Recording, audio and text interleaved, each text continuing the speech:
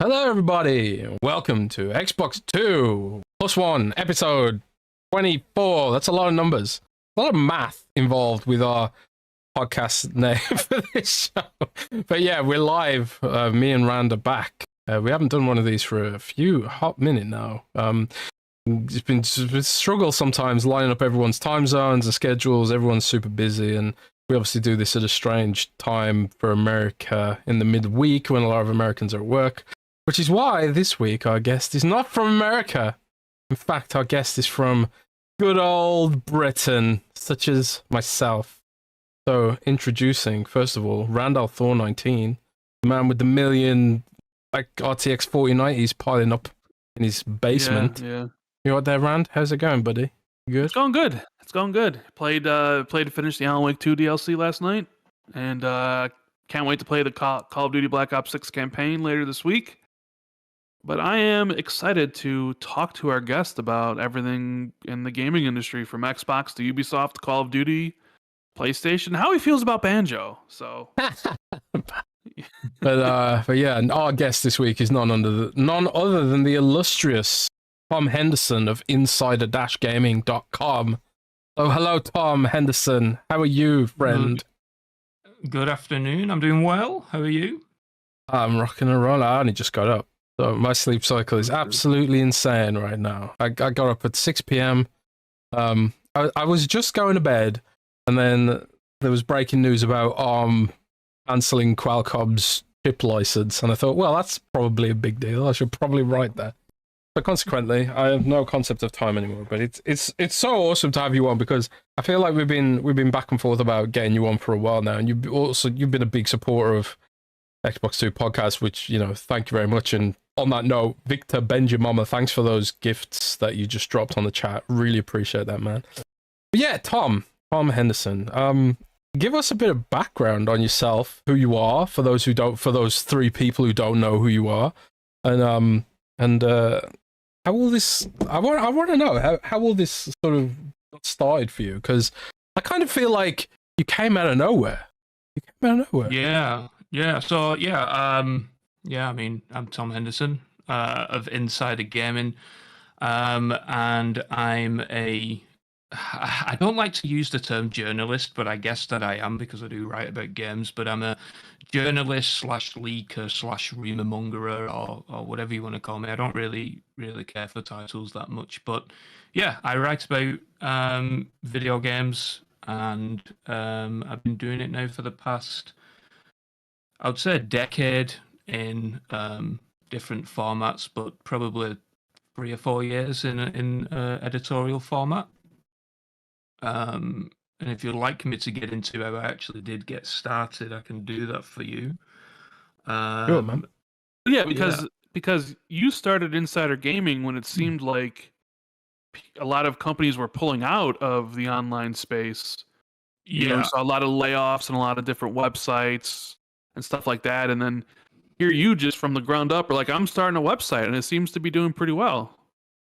Yeah, so I'll get onto that in a minute, but just as how I actually started this weird and wonderful journey is I started playing games like most of us, I assume, and I started with a YouTube channel covering Call of Duty content. So I think I started during Modern Warfare 3.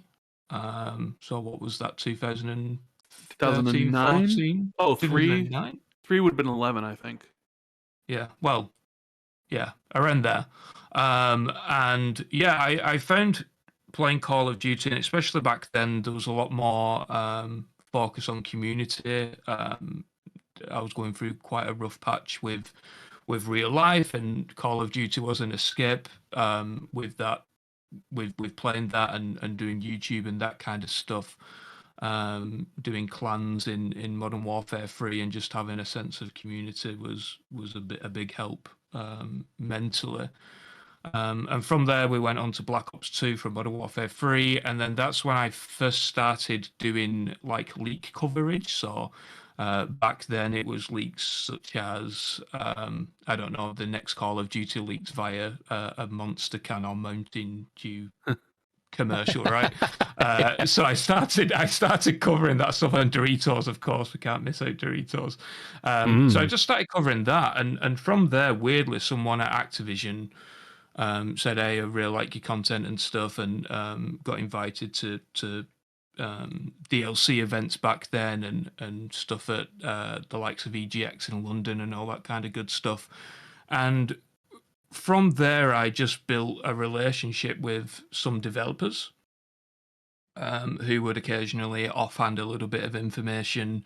And it kind of spiraled from there, really. I guess it was kind of an organic growth into other games. So I was doing Call of Duty, and then maybe a developer on Call of Duty moved over to Battlefield, and then they started telling me stuff about Battlefield, and then that person worked at EA, so maybe they then started telling me stuff about FIFA, and then it kind of just snowballed into this weird and wonderful stage of where I'm at the moment, with covering the gaming industry, and it's been like 10 years in the making, so to speak, of building sources through not only just YouTube, but I've worked for various agencies. I've ran a social media business and built up that, which went tits up with COVID, and then during the COVID period, I started freelance writing. We're still in this weird age in the games media industry where like video reports are not really taken as seriously as editorially, and Jez, maybe you can speak on that a little bit more, but it seems like when I was doing these videos, the industry wasn't necessarily picking up on them, whereas if I did a freelance article for I don't know, $25 or however much it was back then, it was being picked up by the entire industry, right? And from that, it spiraled out of control, really, because everyone was seeing that there was a lot of value with the domain authority. So I was getting quite substantial commissions on some of the pieces that I was doing. And then it got to the stage where I spoke with Yanis, who's now my business partner at Insider Gaming, and he's a web dev, and he said, well, why don't we just create our own website? And that's what we did 2 years ago now, 2 years this month. And yeah, it's been doing extremely well. We seem to be doing pretty well in the industry at the moment, and we probably launched it at the worst time that we could have ever done it, because like you said, the industry at the moment, especially for editorial games media, is just quickly and rapidly declining, and I think it's going to continue on that course now, especially with all of the Google SEO changes, AI coming into things and stuff like that. So yeah, especially for independent media, I think it's diminishing quite quickly, and unless you're acquired or owned by one of these big corporations, I think it's quickly going to die, unfortunately. Yeah, it is. I agree with you that like it is weird how sometimes I've done reports via video before, and it's true what you say, that sometimes it feels like the domain authority and the written words, for some reason people say, like, when you put it in writing, somehow it seems to have more impact. I don't know why, and maybe it's just like the sheer volume of people claiming to have inside information on YouTube, that people just don't really take it as seriously. They take it more as entertainment, where if it's written down, it's like, oh, this is like a newspaper, it must be real. You know, I don't know what it is, but there is some kind of behavioral thing there, I think, probably.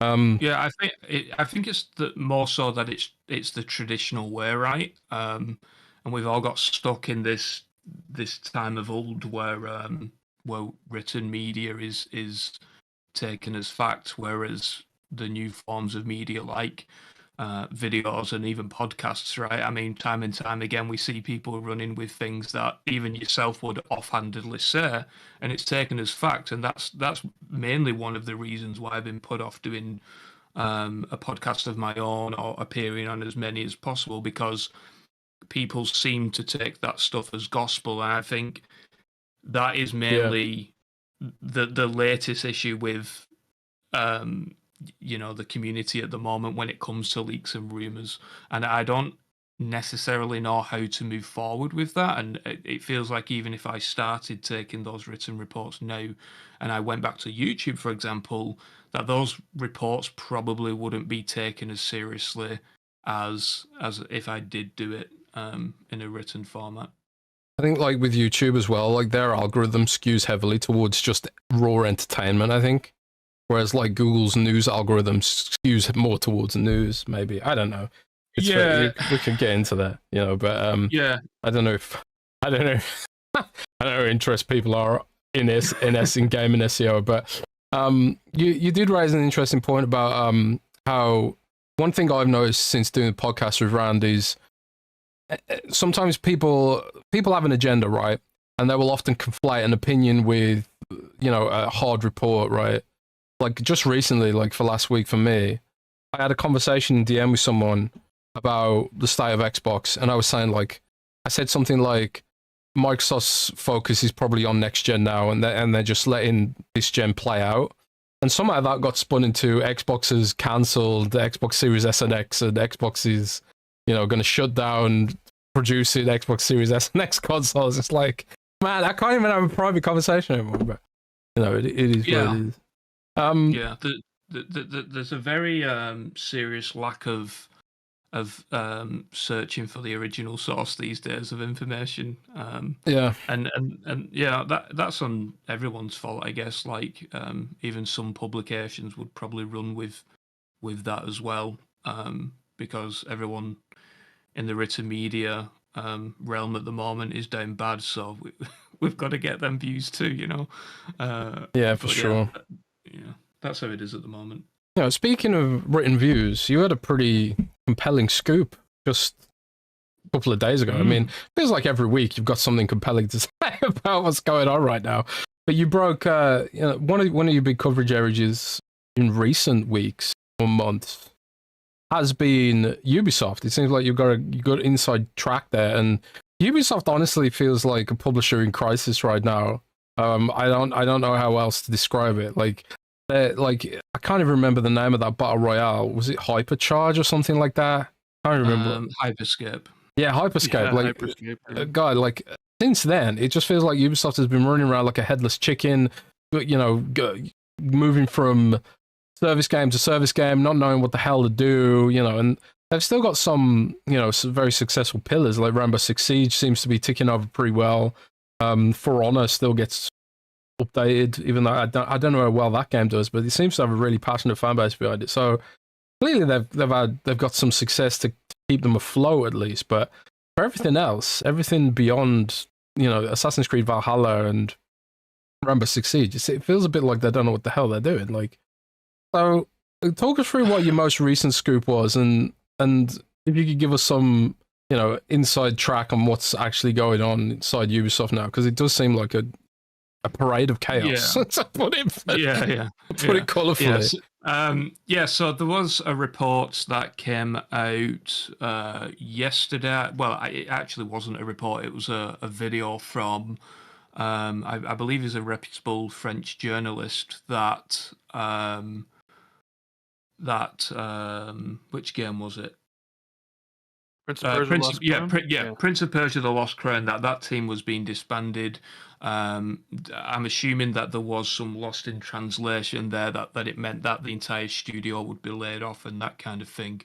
Earlier today I did a report that the team has been reallocated to some other projects, that being Beyond Good and Evil 2, which we all know has been in development for, I think it's something ridiculous, for like 20 plus years now. I think it's the longest. Like that. Didn't they kind of can it in 2016 only to bring it back in 2017 or something? Yeah, so Beyond Good and Evil 2 has the record for the longest game in development at, I think it's around 6,000 days. And that beats Duke Nukem. But Duke Nukem also went through various stages of being canned and rehashed and that kind of thing. And the current Beyond Good and Evil 2 that is in development now has been in development since 2017.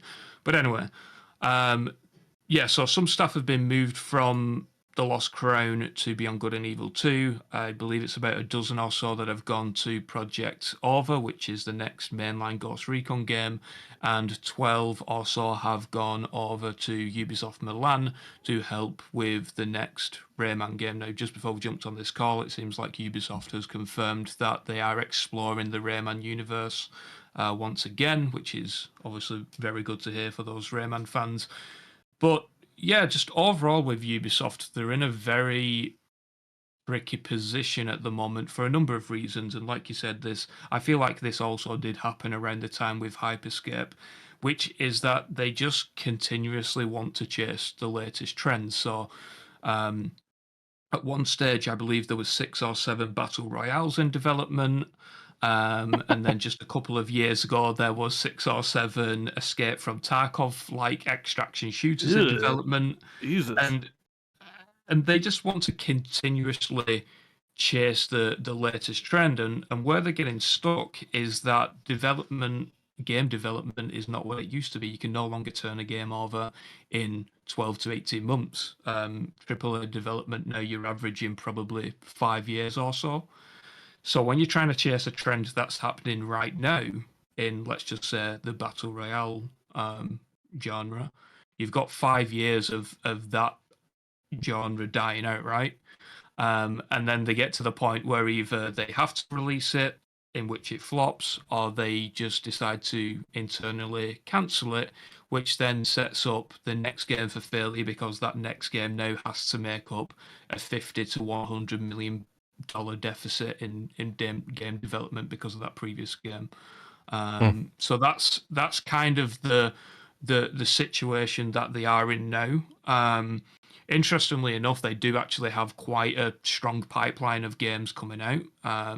So over the next few years, they have got Project Orva, which is the next mainline Ghost Recon game. They've got Far Cry 7, which is their next mainline Far Cry game. They've also got Far Cry Maverick, which is an extraction shooter in the Far Cry universe. So like going back to chasing trends, that is just a spin-off that they've made from Far Cry 7. And then they've got like Assassin's Creed Shadows. They've also got Assassin's Creed Invictus next year. Assassin's Creed Hexe, Assassin's Creed Black Flag Remake, and they plan to do like a new Assassin's Creed every 6 months or so for the next 10 years, I believe. Oh my god.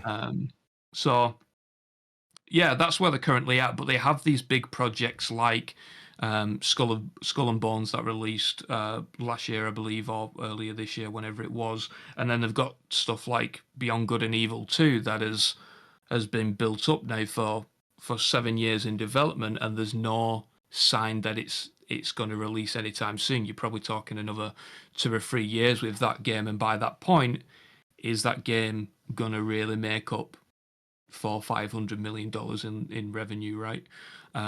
So yeah, they're in a very, very tricky situation at this moment in time, and I think Assassin's Creed Shadows is going to be a pretty significant make or break, regardless if the rumors of them exploring selling the company or going private or whatever. I think Assassin's Creed Shadows is going to be a very pivotal point for them. Do you know much about Far Cry 7? I mean, do we know the setting or anything like that? Actually out there yet? Yeah, there is a little bit of information. So this is what I mean by the strong pipeline of games, in my opinion at least, is that Far Cry 7 is it's like a 24-hour real world timer. So you have to basically what happens is that your family gets kidnapped and then you have to rescue your family, and you've got 24 hours in real life time to rescue them all. So it's a pretty cool idea. I don't know of any other games. That's an interesting concept. Yeah, that sounds really interesting, actually.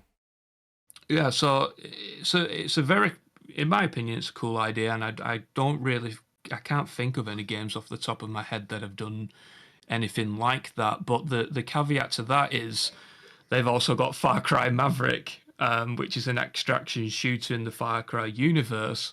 That by the time that's done, who knows how much it's going to cost them? But if it's, I don't know, 100 million, right?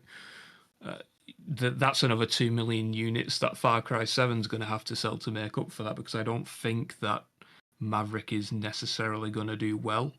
And that's just because of the state of the market at the moment. They've also got a few other extraction shooters in development, but whether or not they'll ever release, that remains to be seen. It's kind of interesting because sorry, Rand, but didn't Ubisoft I've never really gotten into the extraction genre, but didn't Ubisoft kind of popularize it with the Dark Zone originally? Am I going crazy? Yeah. So it was, the Division, Dark Zone, and then when Escape from Tarkov started doing really well, I think 3 or 4 years ago, or it might have been shorter time than that, they really wanted to really dive into the extraction shooter genre a lot more. And then, they eventually canned some of the ideas and some of the projects. But yeah, they did originally start it, but I think that just dates back to when Ubisoft was the trend setter rather than the trend chaser. Because of that, It blows my mind that they had the Division, they had the setting for an extraction shooter, and the Division, it feels like they've just let it die on a vine, kind of. I don't even know what the status of that DLC they were supposed to be doing for it is. They cancelled, they stopped development on it, and then they started development on it again, and now I don't know, I don't even know what's going on with that game anymore. It's crazy. Yeah, they had the Division Heartland, right? Which was their extraction shooter. I think it was meant to be free to play as well. And they invested quite a lot of time in that, probably 4 or 5 years of development, and then just canned it. So it's the Division 3 has just started development. I think it's in pre-production, but now that game has essentially got already $100 million deficit because of the failure of Heartland. Yeah, it's I was gonna say, go on, Ron. One of the things that you said, Tom, which kind of blows my mind, is that Ubisoft is planning on releasing a Assassin's Creed game every 6 months or every year for the next 10 years. Yeah, every 6 months. Not 10 years. 5 years. Yeah. 5 years. Even that seems highly optimistic, and also could essentially maybe drive down interest in the brand. Because I know Assassin's Creed Valhalla was the height of Assassin's Creed. They always report that it's the most successful Assassin's Creed of all time. And Shadows is going through some of its issues, externally with how people view the game, and but kind of, I don't know, you don't really see.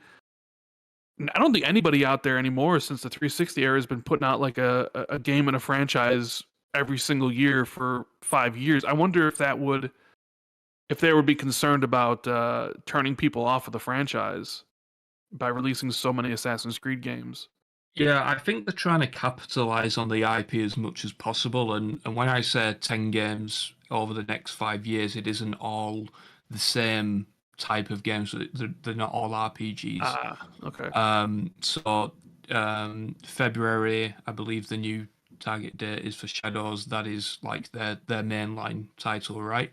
And then October, you're going to have Assassin's Creed Invictus, which is their Fall Guys-esque. It's not Fall Guys in the sense that they all look like little jelly beans or whatever, but the game loop, right? So it's a multiplayer game, likely free to play, and that is going to be another one of those 10 games. Then shortly after that, you'll have the Black Flag remake. If that timeline still pans out, it must be said after the Assassin's Creed Shadows delay, that timeline has been skewed a little bit.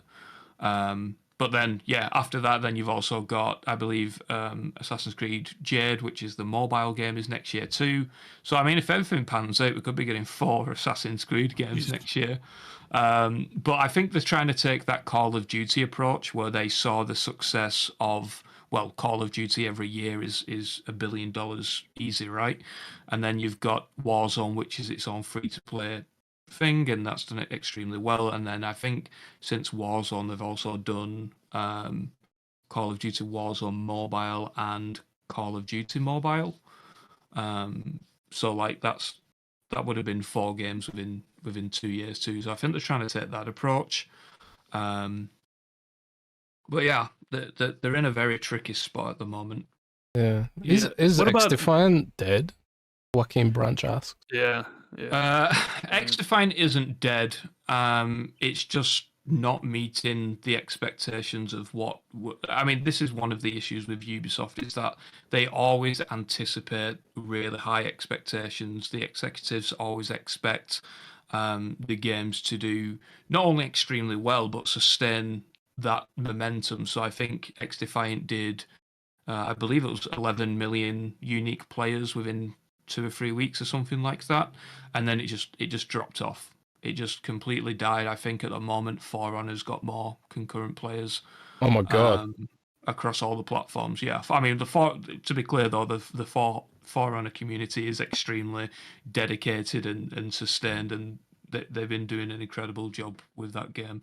It's super niche though, like compared to, you'd think X-Defiant. Like I've tried playing For Honor. It's almost like you need a PhD to play that game. It's complicated as hell.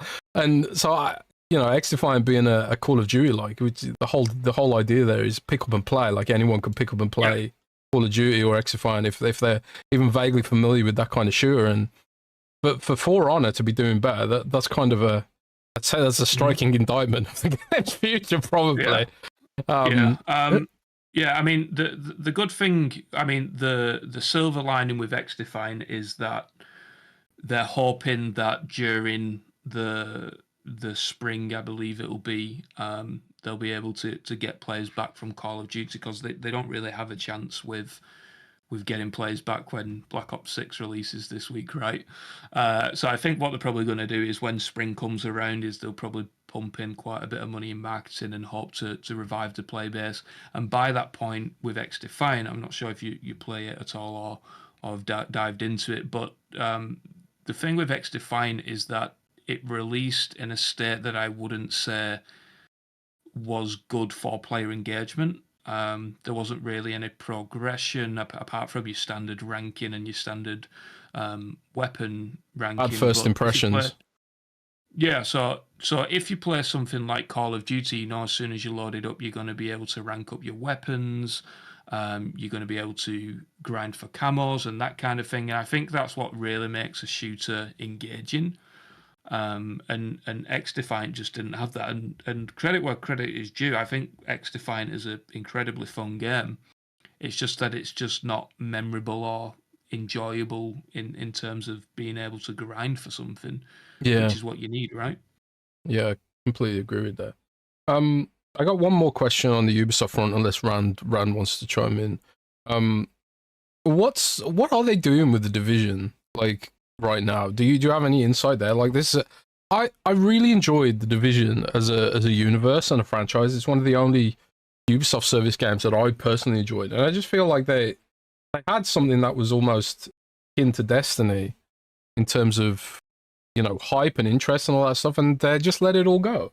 So do you have any insight there? Because Ubisoft Massive obviously made Star Wars Outlaws, right? If I remember correctly. Yeah. So they've, I believe they've already publicly announced that the Division 3 is in development.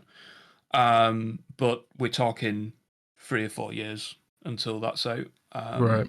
Because I believe it really ramped up pre-production when Outlaws released, and they're still working on a few other projects that I can't really talk about just yet. Okay. But yeah, it is in production. It's one of those weird ones where whether or not it is going to come to fruition or not remains to be seen. Ubisoft has had a tendency of cancelling games a good 2 or 3 years in development, some even 4 years. So they just literally throwing money down the drain on some of these projects. But yeah, it is in development. But it's so early at this stage that I wouldn't want to commit to saying anything specific on what exactly is going on. No, that's but yeah, fair. yeah, on the pipeline of games as well, they also have the Splinter Cell remake, which I didn't mention. Oh yeah, that's the one I'm most interested in. Like, I would have loved the new Prince of Persia Lost Crown 2, but that was never greenlit, and I'm so disappointed that that team got disbanded. But the game I was looking forward to the most was Splinter Cell Remake, and I got Insider Gaming, and I'm like, all right, I'm always looking to see if you pop any nuggets about Splinter Cell, because that's a game Jez always jokes around with me. This is a game I love, a franchise that I hold dear, but we don't get any games from it. We get animes or a mobile spin-off, or Sam Fisher shows up in a whatever. And I'm at the point now with Ubisoft where I'm not convinced, even though the remake's been in development for a while now, and I've known people who Q&A for older Splinter Cell games that were eventually canceled. Mm-hmm. I'm still not convinced that this Splinter Cell remake even sees the light of day. I'm always just waiting for a report from you guys that, Splinter Cell remake was canceled and the employees were put in other projects because they realized that nobody's going to buy Splinter Cell, Yeah. No, I think it is going to release. I guess this is a disadvantage of gaming leaks, but I kind of forced Ubisoft's hand in announcing the game. A few years ago, I did a report with VGC when I was doing freelance to announce that they was working on the game.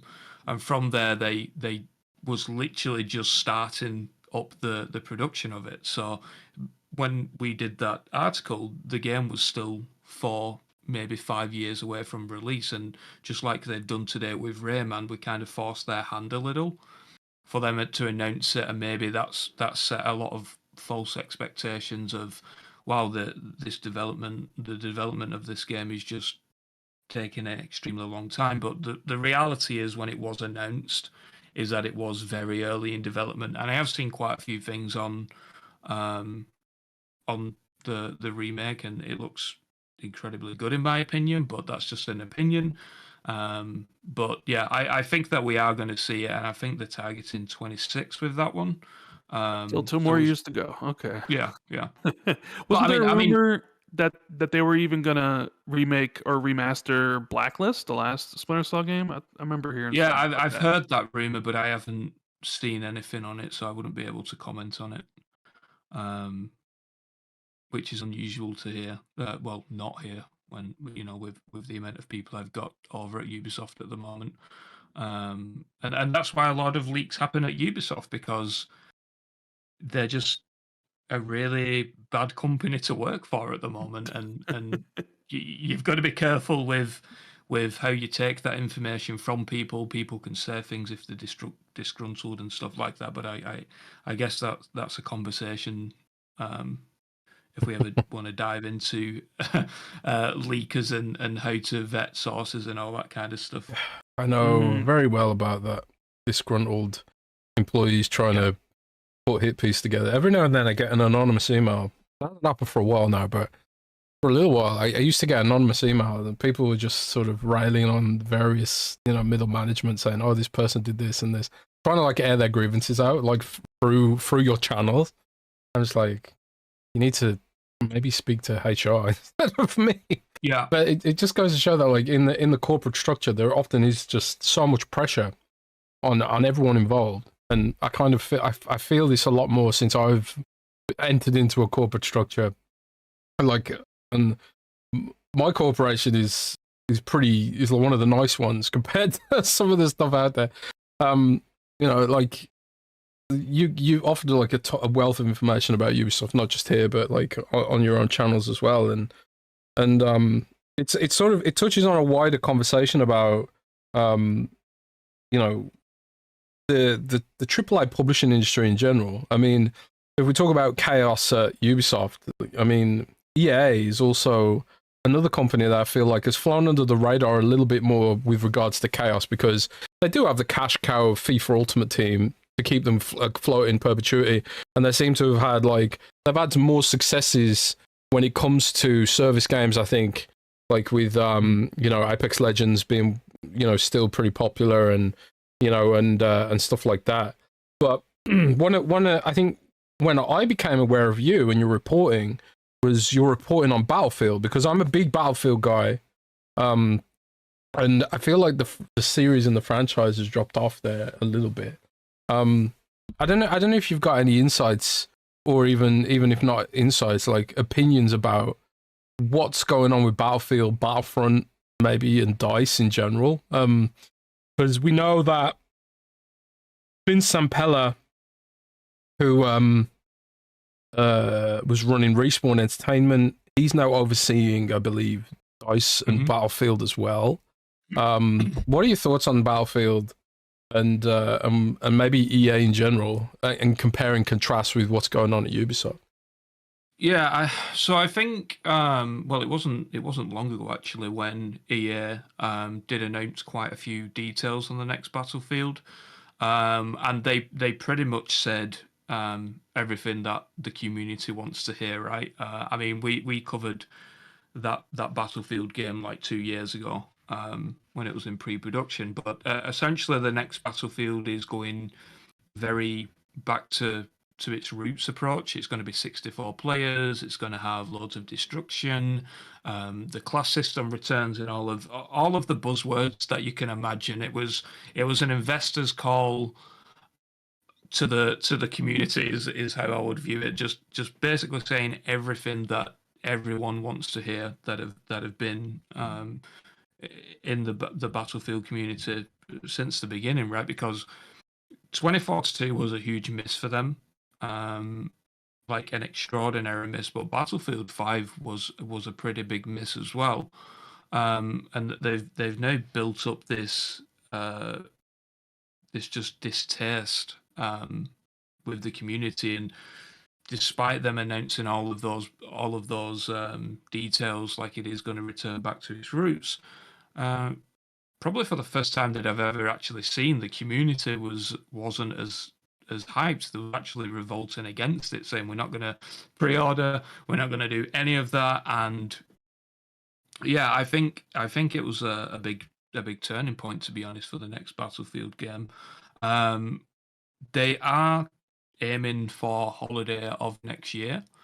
So, I mean, whether or not, we've got to consider that there is a huge play next year in GTA 6. If that comes out in holiday next year, I think there's going to be a lot of games being delayed. Suddenly 2026 looks big because all the games are running away from Grand Theft Auto. Yeah. So I can definitely see a scenario where that happens. But Battlefield, all game development has its issues, right? But this Battlefield has also had some issues, like Marcus Leto has left now. He was on there for 2.5 years, I believe.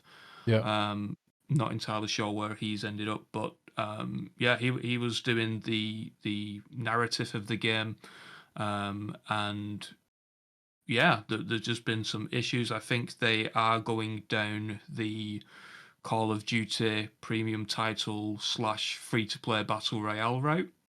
So Ripple Effect, one of the Battlefield studios, is working on a free-to-play battle royale, which they're going to tie with the mainline entry. And I think they're just hoping that combination is going to pay off with that game. But yeah, question on Battlefront, I don't think Battlefront's going to return. Rip. Yeah, they did pitch it a few years ago, but EA's decision was that they essentially need to sell, I think it was 20% more copies to make up for the license of business license, the game. Yeah.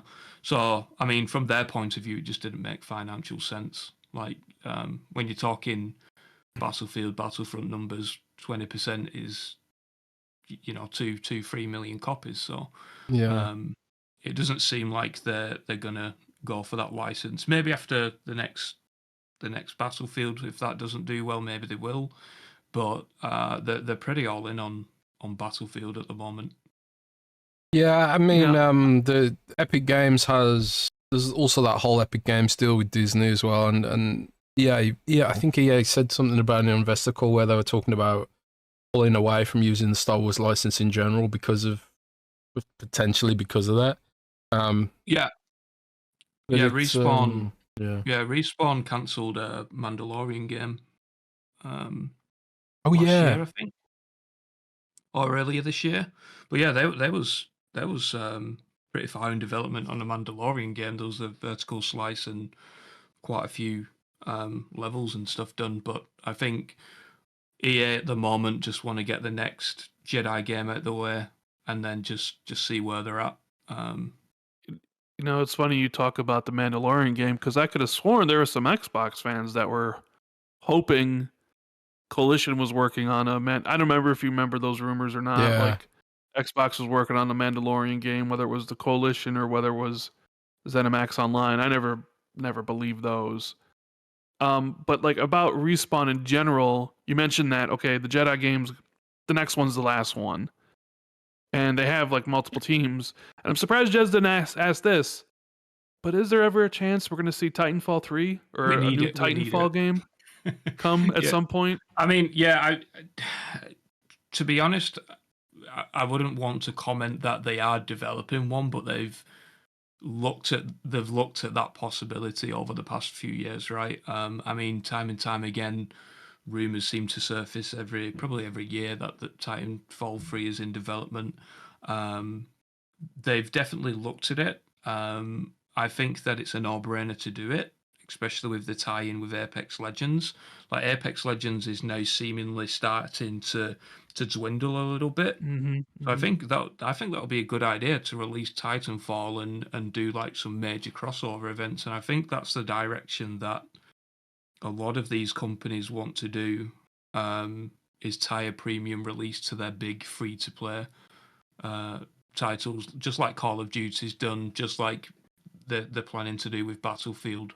And then even with Ubisoft and Assassin's Creed, right? All of those 10 games that we said in the next 5 years, apart from the mobile games, are all going to be played through their not Invictus, their Infinity Hub. So it's all going to be like one client where you can buy skins and all that kind of stuff. But yeah, I think Titanfall 3, I think it's a no-brainer, but we'll just have to see. Yeah, I got a more general question about just gaming in general. Sean Layden, former PlayStation exec, recently had some comments about the AAA industry and like because games are so expensive, all you're really seeing is like sequels, and you don't see companies take risks anymore. And he's been of the opinion that games should get shorter instead of getting longer and beefier. Do you think that'll happen? Do you think what's going on in the game industry now with some of these games like Star Wars Outlaws not doing as well as it should, and some other games not Ubisoft bloat. Yeah, like Square Enix forever always saying their games never meet their expectations and stuff. Do you ever think instead of reaching for let's give them a 50-hour open world that takes us 6 years to make, if we ever will get like a pullback and be like, you know what, we can release games that are 10 hours long, 15 hours long, that kind of Sean Layden's been talking about? Or do you think that's more just a pie in the sky type of thing? Like, yeah, that'd be great, but that's never really going to happen. Like the AAA publishers are really never going to go for that again. Yeah, I think the reality is that AAA development is now more riskier than it's ever been. Like I said, you're talking probably 5 years on average for a AAA game, and now it's not unheard of to hear $200-300 million budgets for games, right? And there, I can say that there is some publishers that are already starting to move away from those big 100-hour games and now start to do smaller experiences. Some of them, yeah, have been cancelled, and maybe that's a conversation at a later date. But I think that that's probably the direction that a lot of publishers do want to go in. The issue is that not every publisher has a Fortnite or a Warzone or an Apex Legends to be able to continue that sustained revenue, to be able to push for that kind of creative freedom and those smaller experiences and stuff like that. But I think that it's probably a direction that we probably are heading towards. All right. Call of Duty is another one of your areas that you have a lot of reporting on, a lot of sources. You've been talking about Call of Duty for years, even back on your YouTube channel. I got a funny story about this. Like it was not this past summer, the summer before. I had a scoop, and I was like, oh yeah, I got a badass scoop here finally about Call of Duty, and I put it up, and I was like, exclusive, blah blah blah blah, and I found out Tom had already written it a few weeks prior, and somehow like it had been missed. I think it was like when the site was first starting out, and maybe it hadn't gone out, and I was like, yeah, I got this exclusively, because I had all the marketing beats for it and all this stuff, and the timeline of the betas and all that kind of stuff. And I thought, yeah, this is great. And then like I post it, and then someone DMs me and is like, yeah, is this actually new? Because Tom Henderson put this out already. I was like, that mother. Yeah. But yeah, continue, Rand. Sorry, I just had to throw that in there. So I was just, I guess my first question is like, last year's Call of Duty, even though it released under Microsoft because the deal just closed, I mean, it was basically done. And I'm sure this one was mostly done too. Have you heard anything from your sources about how Microsoft has handled Activision and Call of Duty in general? Like, are developers happy with how everything's gone? Or do developers not really talk to you about that? Or is it more just like, hey, this is what we're doing for the next game? I think you reported that like next year's Call of Duty game is a Black Ops 2 sequel, set in the future and stuff, and like how your knowledge of like, I think you even said what the Call of Duty even beyond next year is, or like multiple like what they're planning and stuff. So, what can you tell us about that? Yeah, so I would say there's several different layers to sources. Like sometimes, like probably the lowest tier is like your play testers, right? That'll just send you the full play test of a game, and then you've got the next tier, which is probably developers and marketing and stuff like that, and then you've got your higher tier, which would probably fall into this category that would tell me stuff like this. From what I know is that they've not really been too hands-on with Call of Duty. I mean, it does what it does, right? It does $1 billion weekends every year, and there isn't really a need to touch it. So from what I understand is that they are pretty hands-off with it. Now, I believe if you do a little bit of searching, you'll start to see that some Call of Duty studios are potentially working on other projects that wouldn't fall in line with their annual premium Call of Duty releases. So from what I understand is that everyone seems to be happy. I mean, of course, with an acquisition like this, you are going to get substantial layoffs and stuff like that, which sucks, right? But in terms of like Microsoft controlling the studios and what have you, I've not really heard of anything out of the ordinary in that regard. Okay. I haven't heard much there on that front either. Like everyone I've spoken to at Blizzard, like I don't have great Call of Duty sourcing, but I got pretty great Blizzard sourcing, partially because I want to know for me. I want to know what's going on at Blizzard for me. I don't care about everyone else, just me.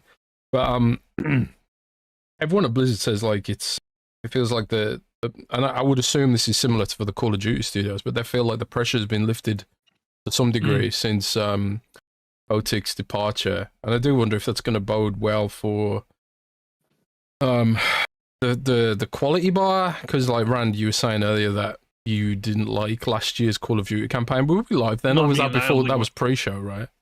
I think. Well, yeah. Well, I mean, I vocally spoke against that game when we played it, and when I played it, that's what I mean. Talking about Xbox too, and I was like, it's literally the worst Call of Duty campaign I've ever played. and I think that was reflected. I think a lot of reviewers are really harsh. 'Cause I think it's like a 50 something on Metacritic. Oh Is my it that damn. bad? I'm like, I don't know if it's that bad, but the campaign, you can definitely tell. And I think I even said at the time, Jez, it was like, I don't know if I should be, maybe I should be impressed because I think, even Tom, I think you had reported that they made the game in like a year and a half or something like that. It was, yeah. and I said, like, maybe I should be impressed that they put this together in a year and a half, considering most AAA games are 4 to 5 year things. But it was just for a Call of Duty game, it was just, when you've played all of them, it's kind of, it's like, yeah, this was not it. And it with this one, there seems to be a lot of talk around Call of Duty Black Ops 6 and about what like Game Pass will do to this game, right? There's talk about like, I don't know if you saw the GameIndustry.biz article about how maybe this was all better for Sony somehow. They put or together, whatever there's it another was. article today where they say it's make or break for Game Pass. Yeah, make or break for Game Pass and all these sort of things. And, Tom Warren had reported early in the year that there was even some discussions about putting the game into Game Pass at all. Even though that was something, they promised regulators they were going to do. That was one of the main things they said to regulators why they should be allowed to buy it. No, we want to put Call of Duty in Game Pass so more people can play it for cheaper. Is there anything you've heard about skepticism about it being on Game Pass, or maybe how it would affect, the revenues of the Activision studios? Do you know how that even works? Like No, yeah. I mean, Well, how to do be you honest, feel like, about it as that's- well? Personally. yeah, you play it all the time, so how do you feel? Yeah, I mean, to be honest, in terms of like knowing about that stuff, I do speak to people about that stuff, but it wouldn't meet my standards to comment on it, right? Okay. Just because I have my own ethics and requirements to be able to talk about information like that. But yeah, in terms of like Call of Duty in general, I mean, it's probably too early at the moment to say that the acquisition has streamlined development and stuff, because we're only a year in, 18 months in, or whatever it may be. But the development timeline for Call of Duty has always been really bad, like terrible. Like I think Black Ops 4 had a really, really bad development. They cut the entire campaign. That's how Blackout came about, within a very, very short period of time. And even though that Sledgehammer Games came into Call of Duty with Advanced Warfare in 2014, which turned the development cycle from 2 years to 3 years, because you had Treyarch, Infinity Ward, then Sledgehammer, it's always been like 2 years of dev time because of the constant changes from Activision higher ups, which just caused very turbulent developments for pretty much every Call of Duty title. And even with next year's Call of Duty title, which is going to be like a Black Ops 2 sequel, I'm not sure if this was a decision that was done before the acquisition or not, but they essentially wanted Sledgehammer Games to be a support studio again, just like with Modern Warfare 3, and essentially do that in a very rushed timeline. And from my understanding, Sledgehammer Games just said, we want to do our own thing, so they're going to get their own chance to do a premium title. And even still to this day, I don't know which developer is leading next year's title, which is very, very unusual. But yeah, in terms of if Game Pass is good for Call of Duty, I don't see why it wouldn't be. More people playing the game is great, right? I don't really understand all of the hatred for specific platforms and services and stuff like that. I think it's great for Call of Duty. I think Xbox and Microsoft could have probably done a better way of marketing it for Game Pass. I think, Jez, we briefly talked about it on Twitter. Yeah. When you said like they only want to do it close to release because that's when people are gonna buy it, right? But from my point of view, it was more so like being able to get people on board with Xbox as a brand. Parents who are looking to buy the kids the next Christmas present or whatever have you. having that subconscious marketing leading up to not only the release, but then also past that for a few months leading up to Christmas, could have gone a long way, in my opinion. But yeah, like, dude, I was in well, I said that to you, like, 'cause I asked my sources, I was like, where's the marketing for this? And they were like, oh, it's going to be closer to launch because, you know, you want people to see Game Pass and then subscribe for that month or whatever. And it'd be pointless to tell them to subscribe in September and, you know, not have the game there. But then when I was in London for Indiana Jones last week, and I saw Call of Duty billboards all over the place, and I was like, oh wow, there's the marketing. But then I was looking around, I was like, hang on a sec. There's no mention of Xbox. There's no mention of Game Pass. There's no green banner. And it's like, it's the complete opposite of Metaphor ReFantasio, which, you know, they did a huge marketing spread for Metaphor ReFantasio. They bought up Times Square for it. Green everywhere. There's green Xbox banners here, left, right, and center. And it was like, okay, that's awesome. But why aren't they doing it for Call of Duty? Part of me wonders if, like, they're afraid that they'll make normies think it's Xbox exclusive and they won't buy it or something. And I haven't been able to get a good answer so far, but it does feel almost like intentionally burying the lead to some degree. Where it's it feels like there is like some kind of contract in place or something, like they can't do it. I think there's been a few rumors on that, right? That's been my speculation, because during the FTC trial, Sarah Bond said that they weren't going to be able to put Call of Duty on a Game Pass until 2025. Yeah, so it makes because the PlayStation deal to have the marketing and stuff was, I think it was 10 years. Yeah, and it would have ran. It runs out, like, I think. Yeah, I think it runs out for 25. So, well, it would have ran out this fall. They wouldn't have Black Ops 6, but they would have a year of, like, Modern Warfare 3, which came out last year. But then Microsoft would already put Modern Warfare 3 into Game Pass in, like, July, which I thought was strange, because I thought, like, Sony would still have the because Sony's, like, they have the marketing and all that stuff, and I was just, well, maybe they came to some agreement where they were like, okay, you could put it in here, but then you're not allowed to, like, really brand Game Pass with this new Call of Duty. I don't know. Nobody's ever really gotten an official word from Microsoft about this, because I always figured, like, this is your best chance to educate consumers about Game Pass that have no idea about it, because Call of Duty is, like, that franchise, and we just don't know. So maybe our answers will come next year for next year's COD. So and then if they start doing it, then we'd be like, oh yeah, it was something. Speaking of deals, this isn't, like, Call of Duty related, but I'll come back to it. But speaking of deals here, Jez got a lot of flack for reporting that Black Myth Wukong might have an exclusivity deal. And, like, Paul Tassi had come out, and a few other people had come out too. I figured I'd ask you, did you ever delve into that whole scenario about Black Myth Wukong and stuff? Have you heard anything? Yeah, so there's a reason I've not reported on it, and that is I don't know. You don't know? All right. Yeah, so typically if I don't, like, this is what I was saying before. Even if I hear things off 2 people or 3 people, or on something as big as this, even like 4 people, I probably wouldn't report on it until I've got 5 or 6 people on something like that. Yeah, I mean, the issue with some of this kind of high level reporting is that sometimes there ain't 5 or 6 people who know. Yeah. So, like, when I remember when I often come back to our Surface Mini thing.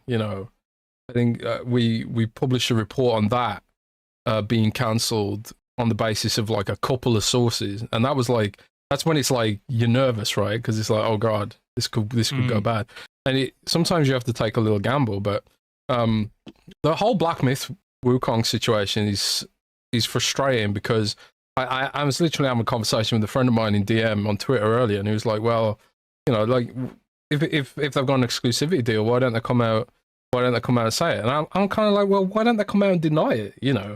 Like, the thing is, I know for a fact I have an exclusivity deal, and it was in exchange for advanced engineering Sony's equivalent of their advanced engineering team to get the game into a more polished state on PlayStation, which is obviously the bigger platform, right?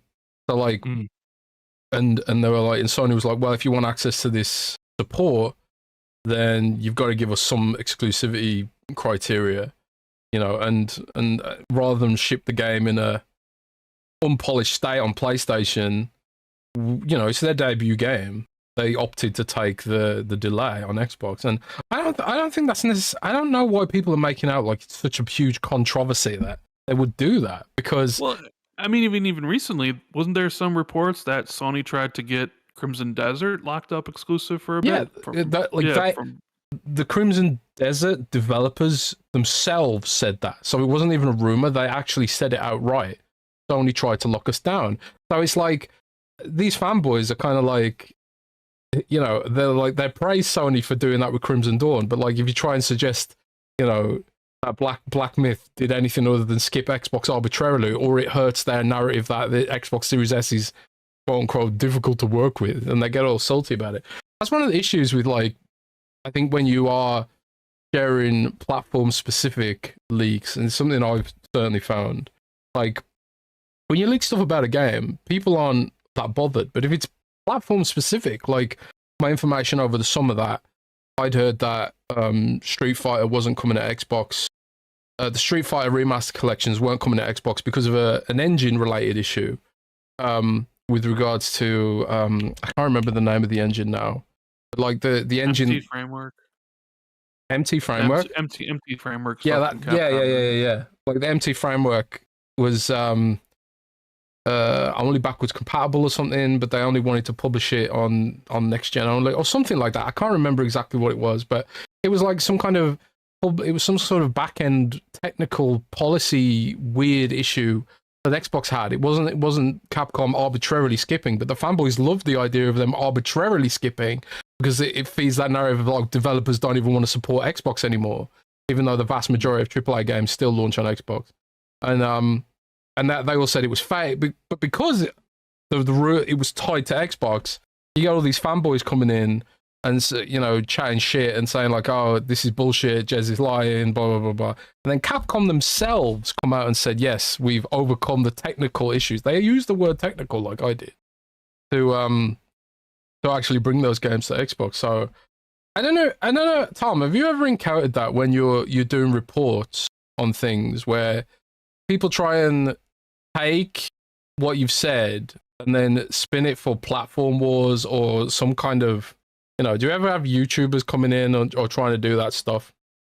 I mean, like you said, I mean, you're like very Xbox centric, of course, which is, it is what it is. I have had that issue with like some of my PlayStation reports. Like, I mean, this generation of PlayStation, I've prolifically reported, yeah, nailed everything pretty much on everything, right?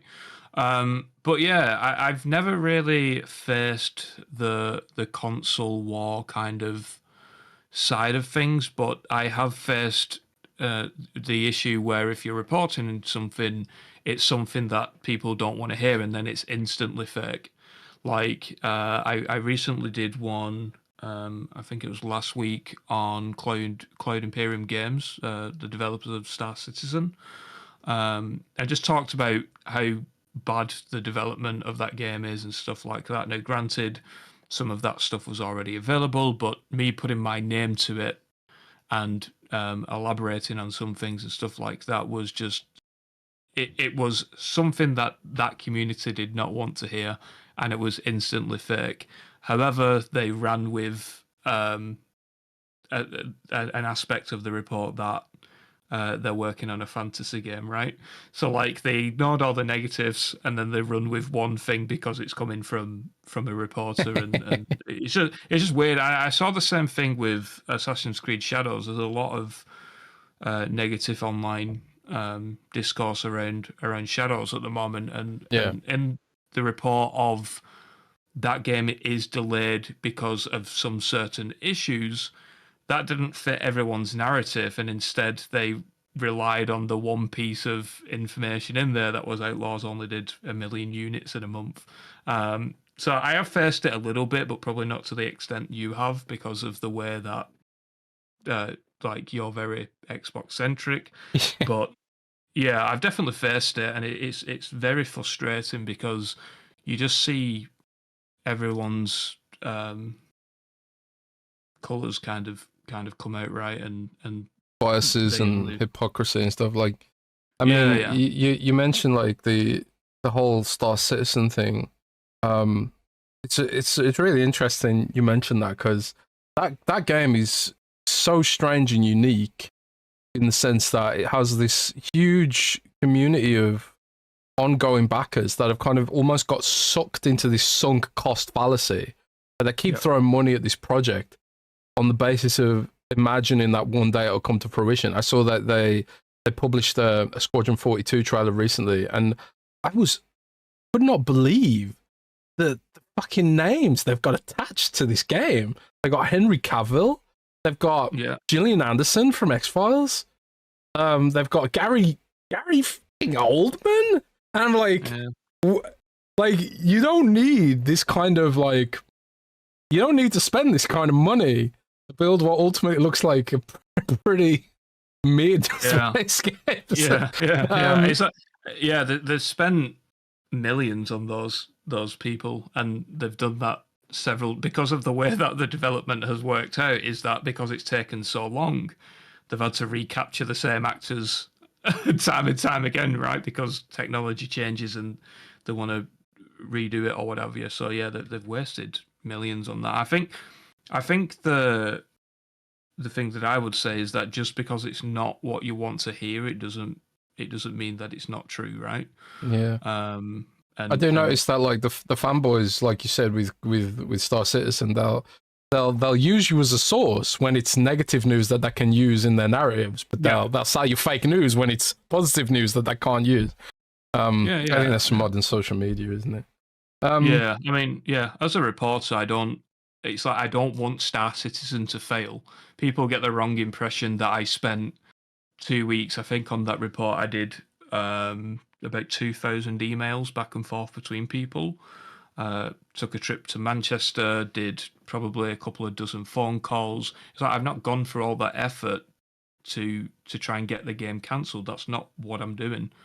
And that's just the same with a lot of these reports. People think that there's a false narrative, I guess. And going back to Ubisoft and XDefiant, because I'm reporting negative stuff on XDefiant, it doesn't mean that I want the game to die. I'm reporting it because that is what I've been told, and that is the information that I've been able to verify. And just because it's not what you want to hear, it doesn't mean that it's any less true. Yeah. About like Xbox in general, they're going through what I would call some significant changes, right? Multi-platform approach, putting games on other places. You know, their next hardware. People are even debating if they're even doing more hardware, or that persistent rumor about the handheld. What are your thoughts about Xbox moving forward? What have you heard about any particular hardware? I mean, do you think that's the multi-platform thing? Do you think it's going to hurt them? Do you think it's just the way it's got to be? I'm really looking forward to the next phase of Xbox, to be honest.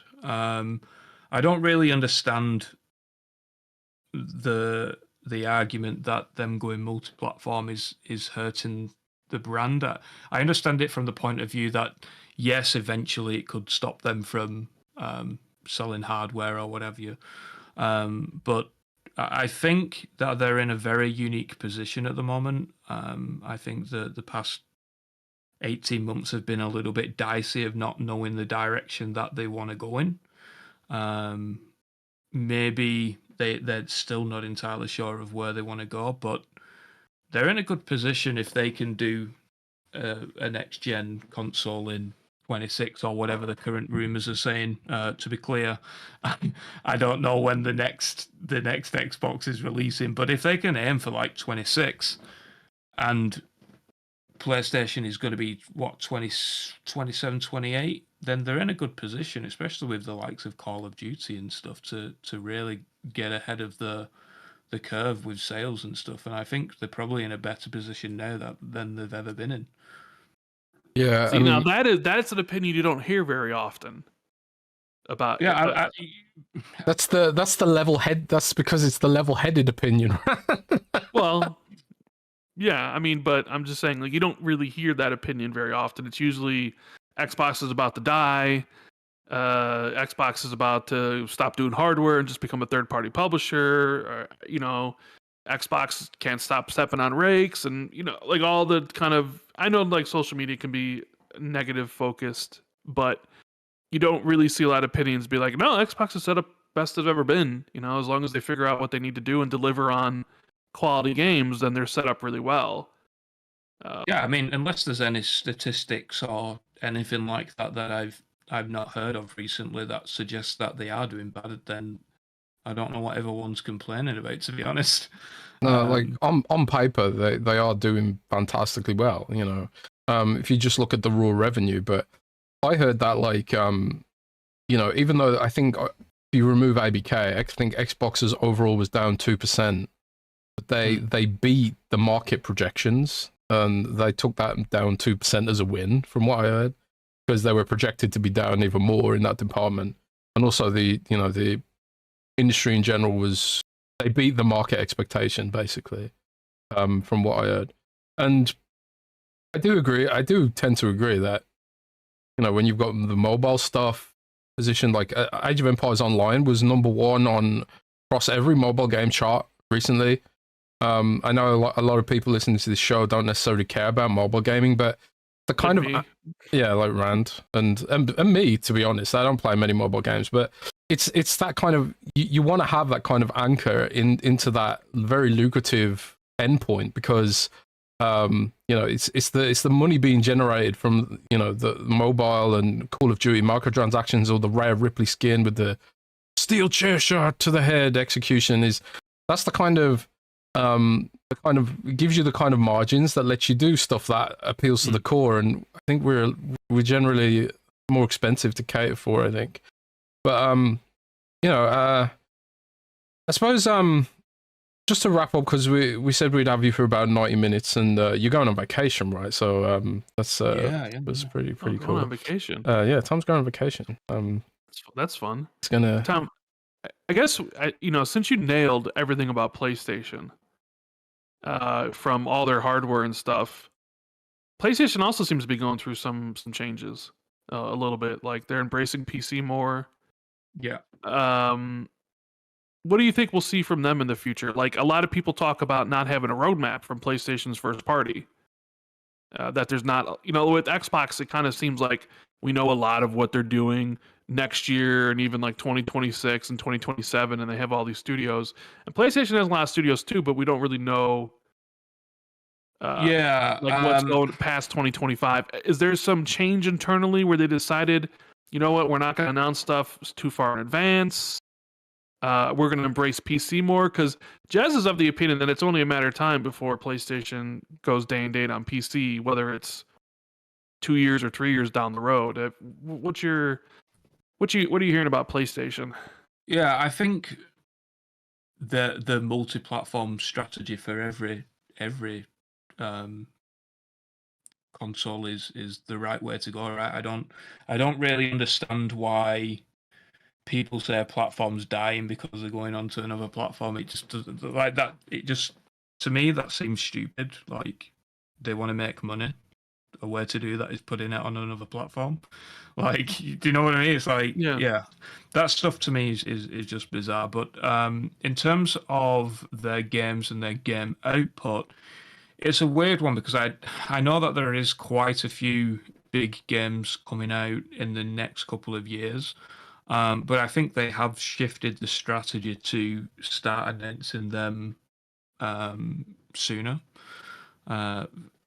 Sooner to release, rather than announcing a game that's 3 years away. I mean, realistically, Xbox and Sony could both do a presentation in December around the Game Awards and announce 15, 20 games that are out in the next 3 or 4 years, and we'll all be hyped and happy and stuff like that. So yeah, I think just the industry in general is just going through a lot of changes. Xbox seems to be coming out of that now, and have potentially figured out their direction, which is good to see. I think Sony's done the exact same. It's just that they're not as publicly facing as Xbox, and I don't know if that's down to the community around Xbox. Like they're very community focused, in my opinion. Whereas as Sony's just like the silent kid in the corner of the room, just doing his own thing, right? Yeah, kind of. Sony tends to. I think Xbox historically has been community oriented, but increasingly I feel like Xbox has taken a more Sony oriented approach, because I think Xbox regrets to some degree the expectations they've set directly with the Xbox community, the vocal Xbox community online, whereas Sony just sort of, behaves in a more, I don't know, corporatized messaging kind of way. Like they don't try and pretend they're your friend.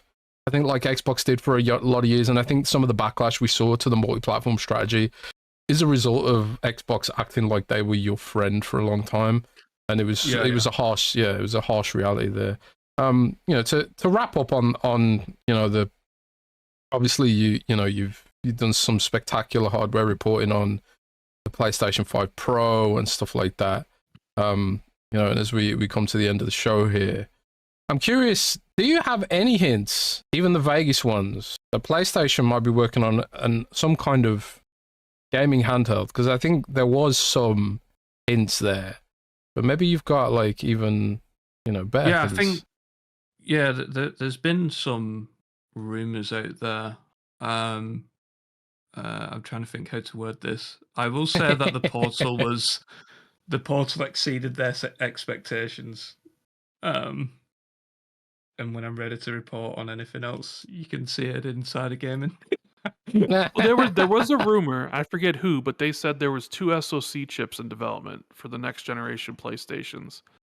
And people were wondering if that was, are they going to do a PS6 and a Series S PS6 where it was like 2 different spec consoles, or a PS6 and then a handheld? Because Jez says he 100% knows there's an Xbox handheld coming for next generation.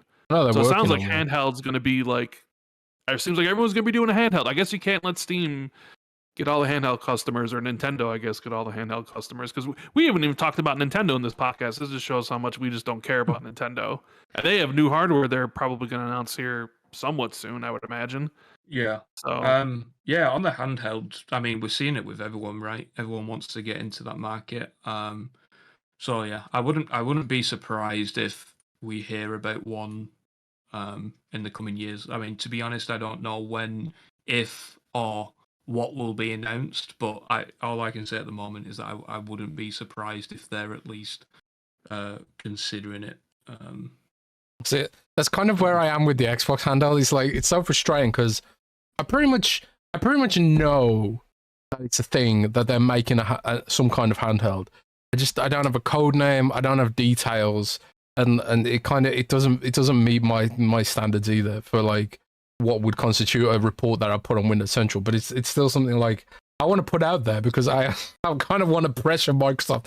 Yeah, I'm gonna put this out there, so everyone will be disappointed if you don't do it now. So like, here's the pressure I'm putting on. But yeah, I completely agree that like I was surprised to see actually how well the PlayStation Portal did in terms of it went pretty high on Amazon sales charts, and I don't have access to the same kind of data as someone like Sakana does and stuff like that. But it did seem like there's a lot of interest for that, and I know from on Windows Central we obviously cover a lot of technology, accessories, and things like that, and some of our best selling accessories, for our retail partners, tends to be these, xCloud, NVIDIA GeForce Now kind of mobile controller attachments that you add to it, but and also, and now more recently, stuff like the Lenovo Legion Go and stuff like that. Do you have any interest personally in the Legion Go or the Asus ROG Ally or any of the handheld stuff? Do you have a Steam Deck? Like what do you game on? I do not have a handheld console. No. I've got I've got apart from the Nintendo Switch that I'll play Balatro on. I just don't have it, and that's mainly because I'm waiting for someone to send me one. But we'll see if that happens, right? But yeah, I do have. I've got a Series S, a Series X, PlayStation 5. I'll have a Pro later next month, and then PC. But yeah, in terms of games, I don't really play that much, to be honest. In real life, I'm very like. I mean, I guess it ties into the way that I ended up in the position that I'm in right now with journalism and what have you. Is that I like to learn. So like 2 years ago, I decided, right, I'm gonna start woodworking now. So I built a shed.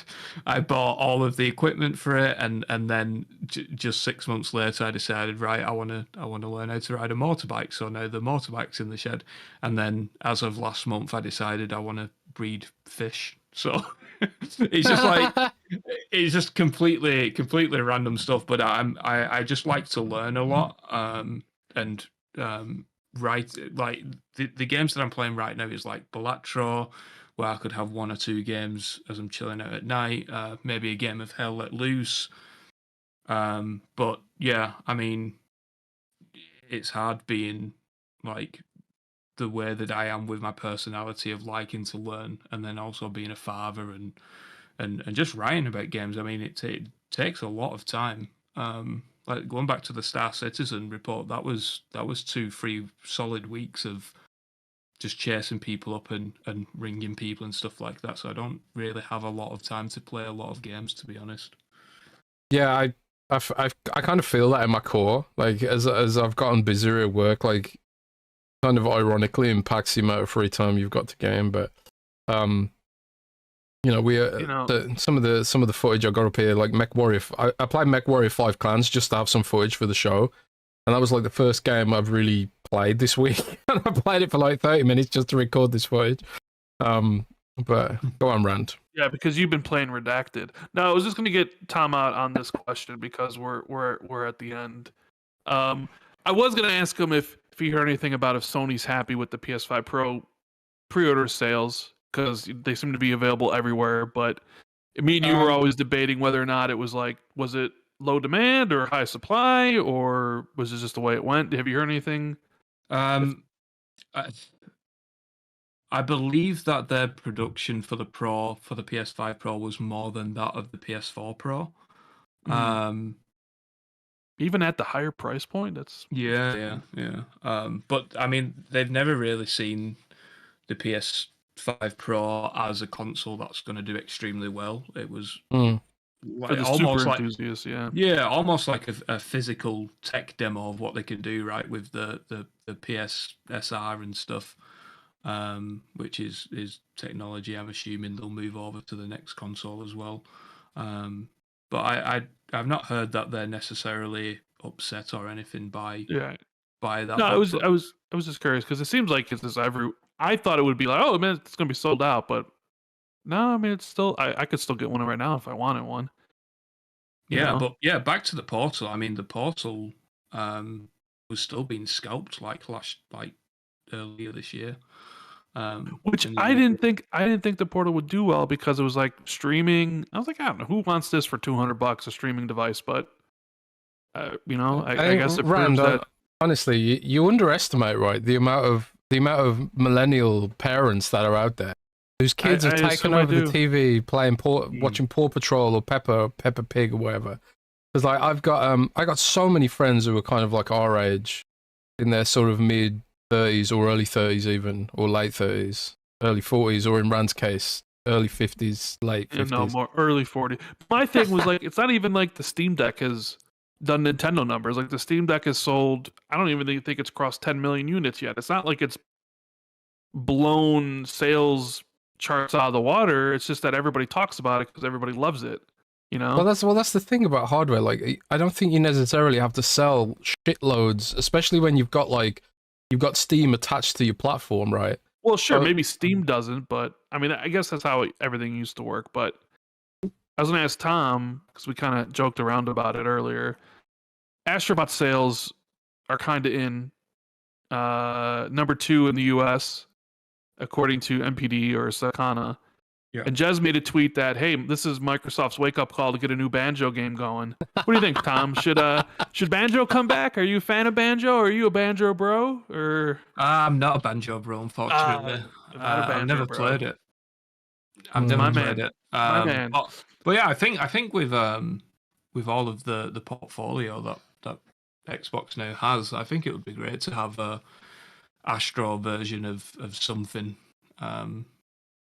They could do a lot with a lot of the IP that they've got now. They got so much IP. Spyro, Crash, rattling around in there. I mean, even like a Crash game or something where you could, I don't know, have a skateboard and like skating down like Tony Hawk Pro Skater. Tony Hawk Crash. Maybe that's the next Tony Hawk game. It's like Tony Hawk, but like more like Smash Brothers, where you've got all the Xbox owned IP skating or something. That'd be fun. What's your game of the year so far, Tom? I'm kind of curious. Game of the year so far is Balatro or even The Lost Crown, to be honest. Yeah. I didn't even play Balatro, but everybody I talk to loves it, and they're so addicted to it. So. Yeah, I know so many people addicted to that. I can't remember where I heard this, but somebody said Balatro is a live service, but it's a life service game. It's a game that's never going to age, and it's just one of those games that you can just chill out on. It's on mobile now, and it's like, yeah, when I go on vacation, that is all that I'm going to be playing on the plane. But I do wish that I had a handheld. I'm scared to try it because I've got an addictive personality, so it's the kind of thing that I feel like would consume me. But I mean, you've only played World of Warcraft for 25 years now, yeah. Pretty addictive. It's really good. You could definitely play Balatro as you're doing the podcast as well.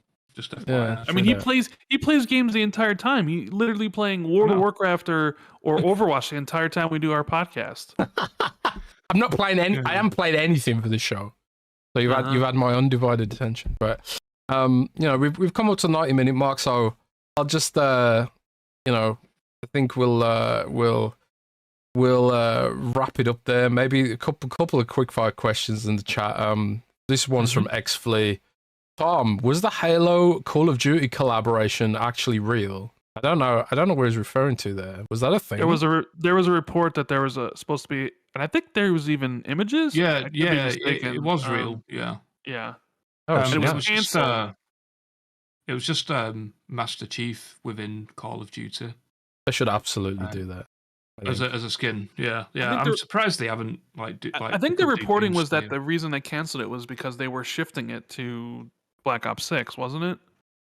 Yeah, I believe that. Yeah, and that makes sense because like Call of Duty is like the same. It's essentially the same game every year, like just new maps and stuff, and rebranded as the next title. In terms of the tech and the engine and stuff. So it would make sense that they can and probably would do that for Black Ops 6. Yeah.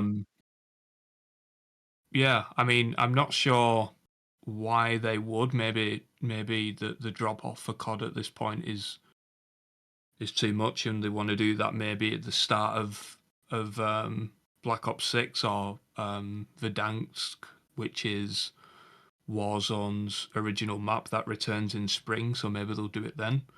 But yeah, it was definitely real. But like for stuff like that, I don't think it was that big of a deal. Like it's just a skin essentially in Call of Duty. I mean, they've done it for a lot of stuff. I've always argued that they should just do a full-blown Halo ODST Call of Duty crossover, where you play as an ODST, but it's the Call of Duty gameplay rather than the sort of sluggish Halo gameplay. I don't know.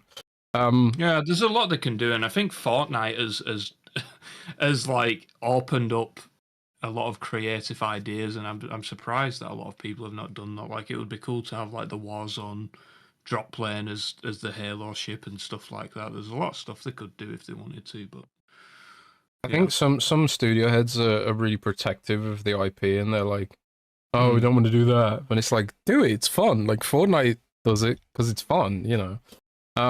There's another question from Joaquin Branch. who asks, "Do you know who's making the next Call of Duty? And is it true that it's Call of Duty Black Ops 2?" Yeah, Tom answered that during the show. He does. I think he Yeah. said he didn't Oh. know who was leading it, but it was a Black Ops 2 sequel, right?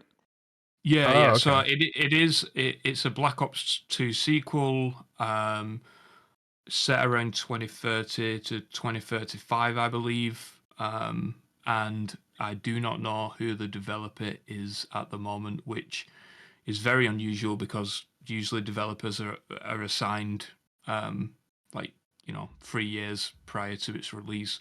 But Yeah. with the way that game went, is that it was originally meant to be Sledgehammer Games, and from what I understand, they pushed back on that and said we want to do our own game.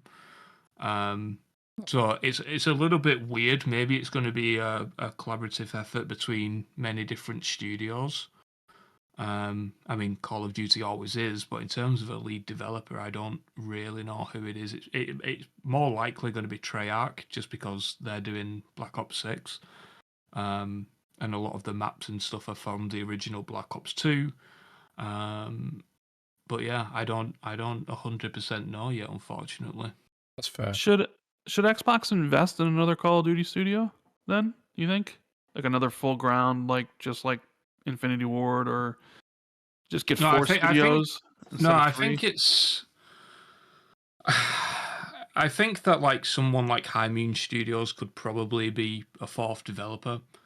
But Call of Duty's problem has always been just a very turbulent development and not having the idea of where to go from the get go. And if they can streamline that, I mean, at the moment,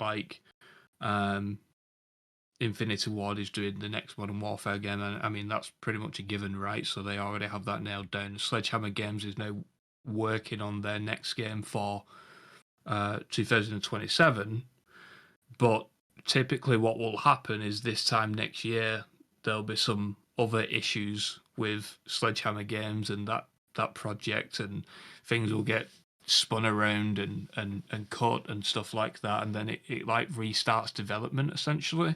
So if they can just streamline that 3-year cycle, I don't really see why they would need a fourth studio, but maybe they will go down that direction. But the way that Call of Duty works is that you always have so many different studios working on it anyway, that a fourth studio wouldn't necessarily help.